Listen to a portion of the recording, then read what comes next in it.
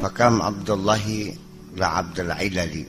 Betapa banyak orang fakun maka jadilah engkau Abdullahi, hambanya Allah, la Abdul Ilali, bukan hambanya kausa, bukan hamba illah.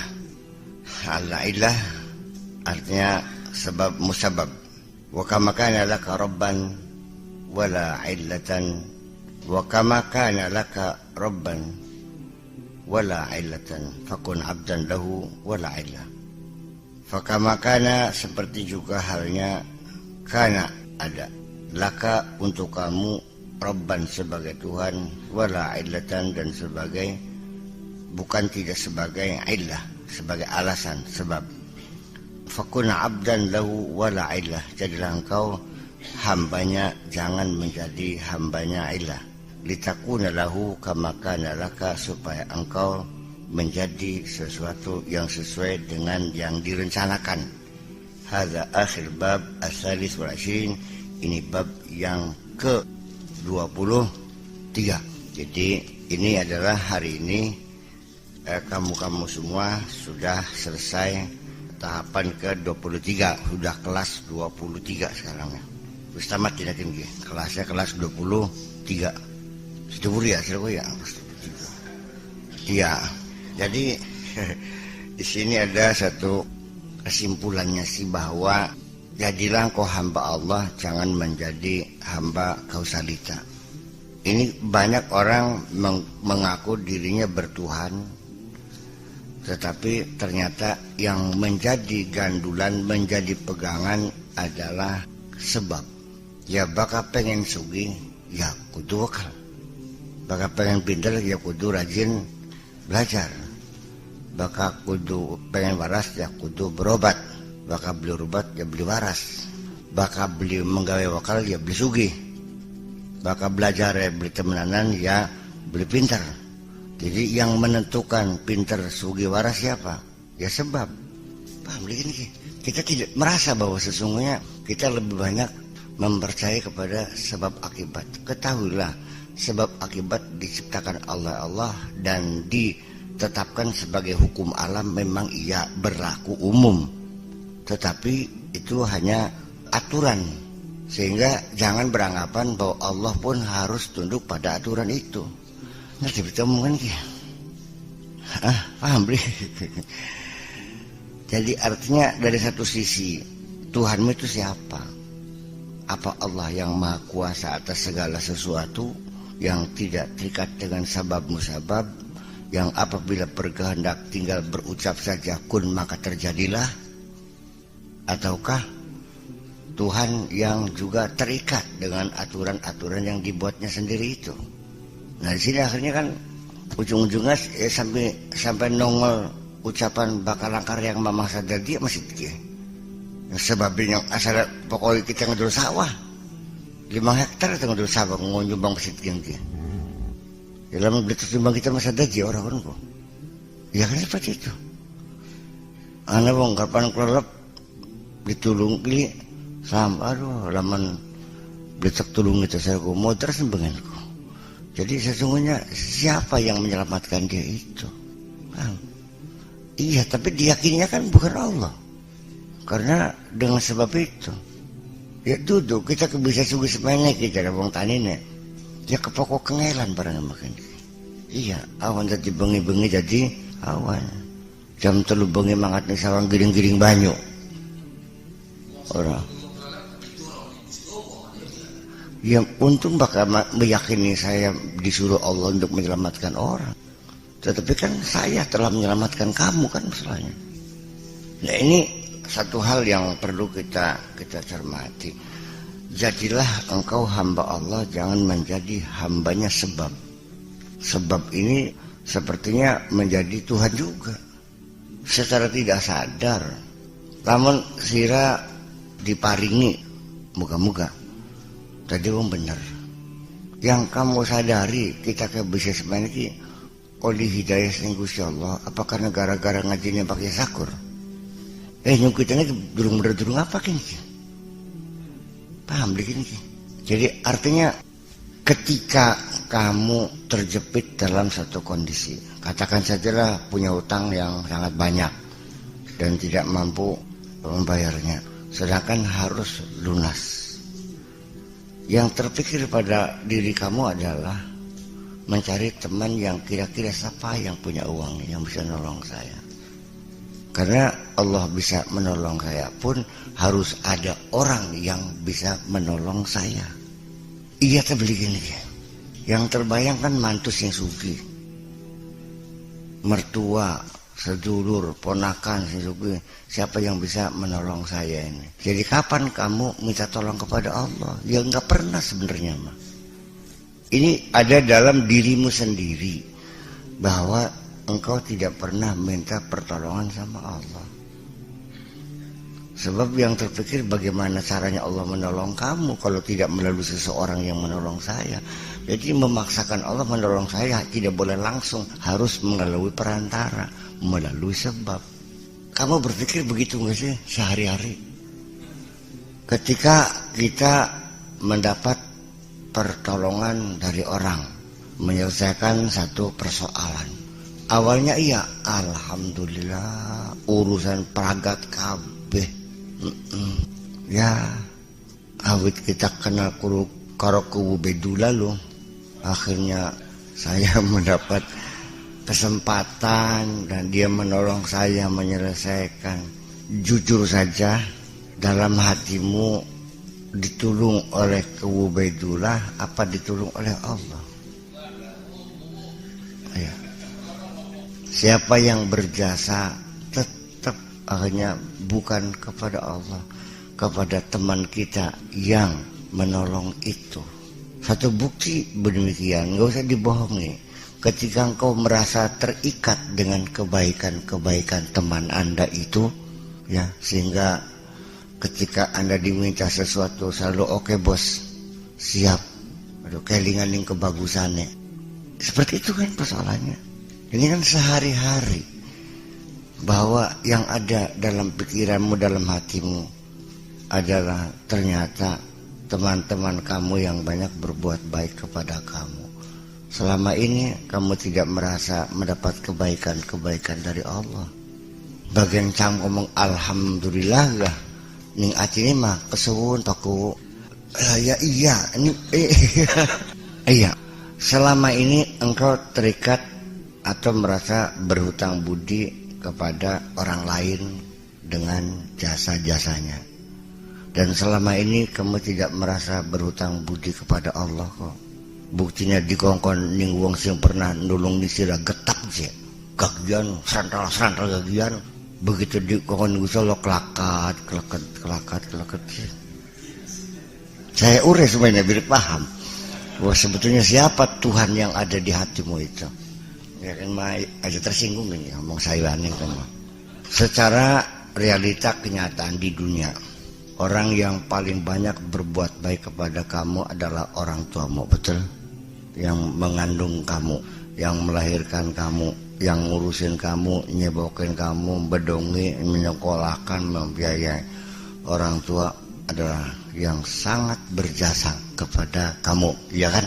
Nah, untuk itu Allah pun memberikan arahan kepada kita bahwa wabil walidaini ihsana, harus berbuat baik kepada orang tua sebagai tanda rasa syukurmu. Anishkurli wali walidaika, bersyukur padaku dan kepada orang tua yang telah kujadikan sebagai sebab yang merawat kamu. Ya kan begitu?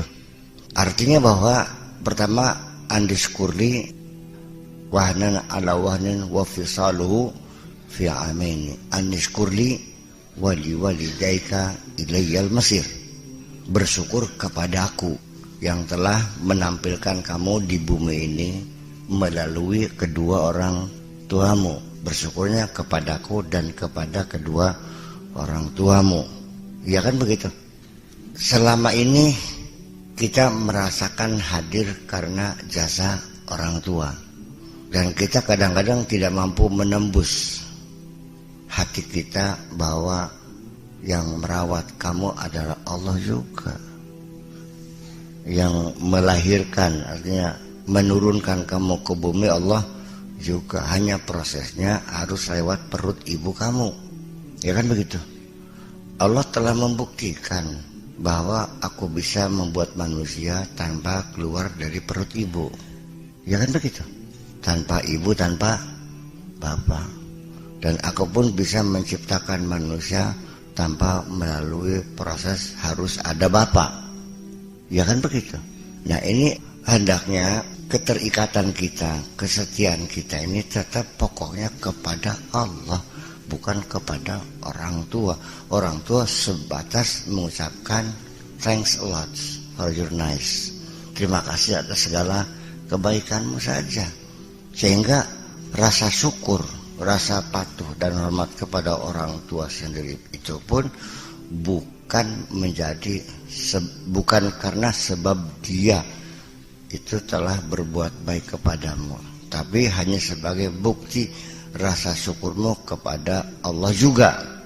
Sehingga kepatuhanmu yang mutlak adalah kepada Allah. Kepatuhan kepada orang tua masih ada rambu-rambu, ada batasan-batasan. Jadinya tidak mutlak harus selalu nurut kepada orang tua. Dibatasi selagi dia tidak melanggar aturan Allah. Ketika dia melanggar, tidak usah taat kepada orang tuamu. Ini sudah bukti bahwa ketaatan kita bukan kepada orang tua, tapi kepada Allah. Sehingga ketika kita berbaik kepada orang tua, menghormati orang tua, adalah sebagai bukti rasa syukur kita kepada Allah. Maka bisa mikirkan dengan bukti ketika orang tuamu menyuruh kamu kepada satu kemusyrikan, maka jangan kau ikuti. Wa in jahadaka ala an tusyrika bima laysa laka bihi ilmun fala tuti'huma. Enggak usah diikutin. Tetapi selagi di dunia wasahibhuma fid dunya ma'rufa, tetap di dunia mah ya orang tua harus kita hormati. Itu saja persoalannya. Tidak seperih apapun yang terjadi pada diri kita. Alhamdulillah sampai sekarang orang tua saya tidak mengajak kemusyrikan, orang tua saya tidak mengajak kejahatan, orang tua saya selalu mengajaknya kepada kebaikan-kebaikan. Tetapi Nabi Ibrahim, bapaknya kan tukang bikin tempekung, dan dia kan menghalang-halang Ibrahim. Iya kan?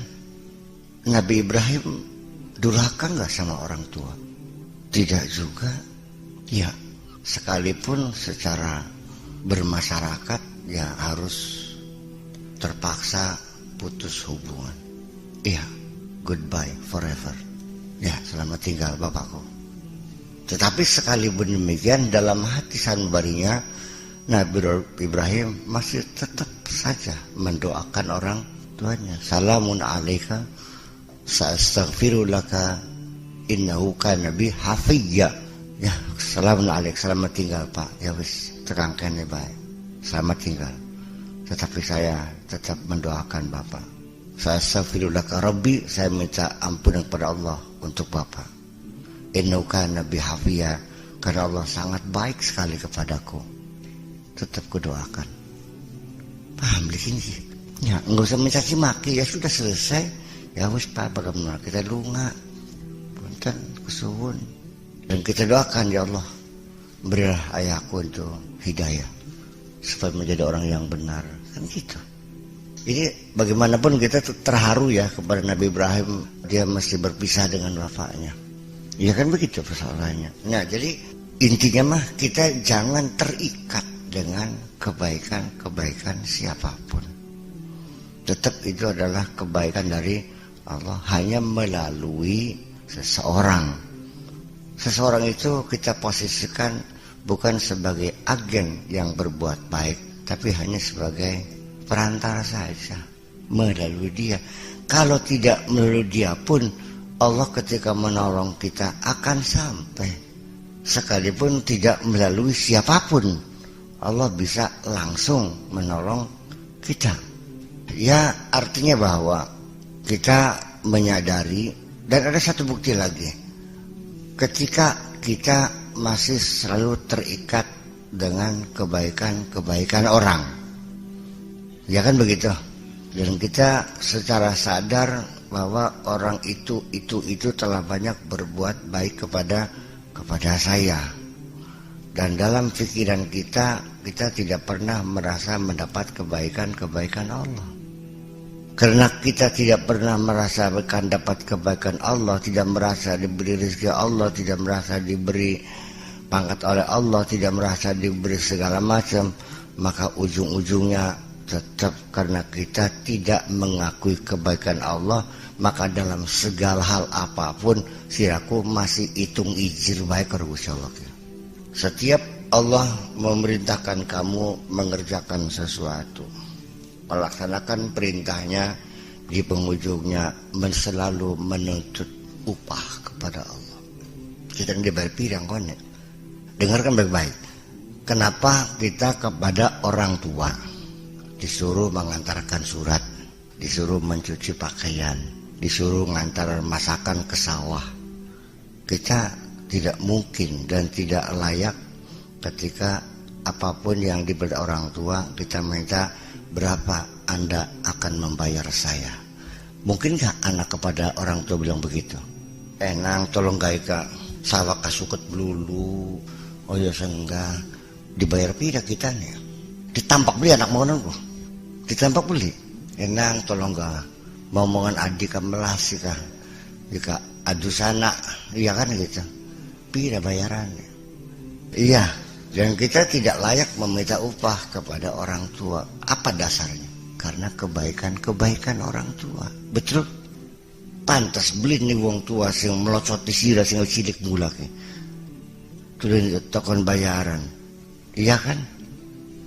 Itu adalah kita kepada Allah ya berani menuntut ganjaran, berani menuntut upah. Apa yang engkau berikan kepadaku ketika aku berbuat baik? Logduk tak belikin. Jadi wong sih bakal kandane ganjaran bahkan logduk belikin.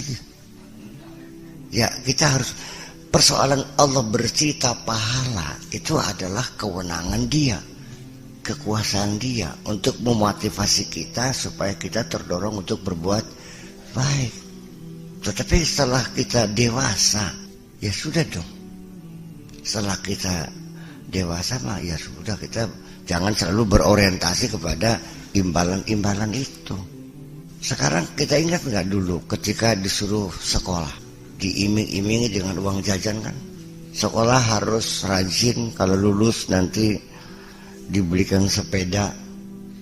Masih ingat? Itu kenapa orang tua mendidik kita dengan imbalan-imbalan ketika kita masih kecil? Karena kita terdorong secara materi, karena ada imbalannya, maka sekolah kita rajin. Sampai sholat pun dibayar.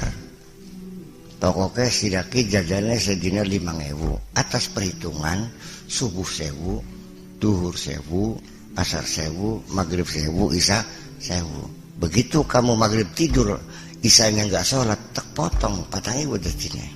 Itu kan sah-sah saja orang tua mendidik anak untuk berbuat baik, untuk taat dengan iming-iming imbalan. Jadi artinya Allah pun untuk manusia yang imannya masih lemah, itu masih wajar diiming-imingi imbalan. Ketika kamu selalu mengharapkan pahala, berarti imanmu masih lemah juga kalau begitu.